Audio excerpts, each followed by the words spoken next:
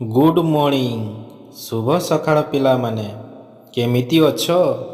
ଆଶା କରେ ତମେମାନେ ବହୁତ ଭଲରେ ଥିବ। ପ୍ରତ୍ୟେକ ଦିନ ପାଠ ପଢ଼ୁଥିବ, ବିଦ୍ୟାଳୟକୁ ଯାଉଥିବ ଏବଂ ମୋର ଭିଡ଼ିଓ ଗୁଡ଼ିକ ସବୁଦିନ ଦେଖୁଥିବ।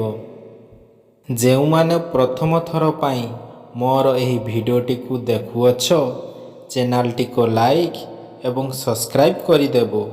ତ ଚାଲ ଆଜିର ଭିଡ଼ିଓଟିକୁ ଆରମ୍ଭ କରିବା।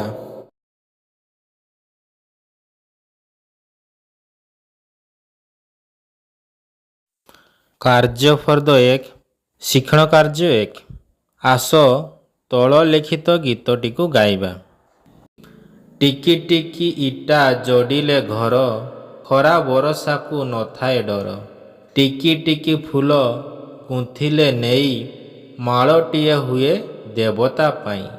ଟିକି ଟିକି ଝରଣାଟି ଝରି ଆସୋଇ, ନଦୀ ସଙ୍ଗେ ମିଶି ଥାଏ ସେ ରହି। ଟିକି ଟିକି ତାରା ଆକାଶେ ରହି, ଆଲୋକ ଦେବାରୁ ହସଇ ମୋହି। ଟିକି ଟିକି ଦରବ ବହୁତ ଗୁଣ, କେବେ ହେଲେ ତାକୁ ହୀନ ନ ମଣ।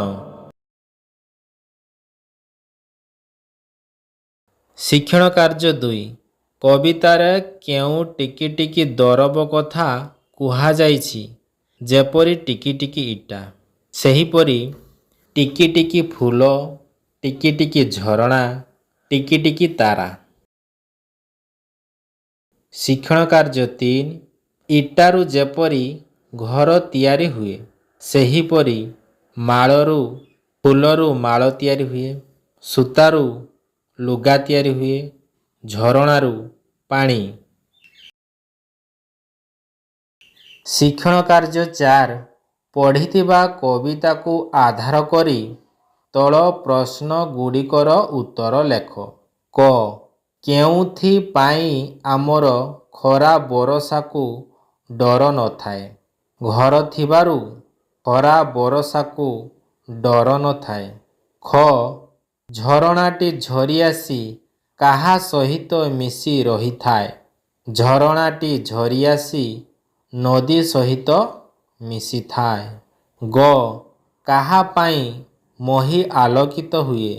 ତାରା ଗଣଙ୍କ ପାଇଁ ମହି ଆଲୋକିତ ହୁଏ। ଘ.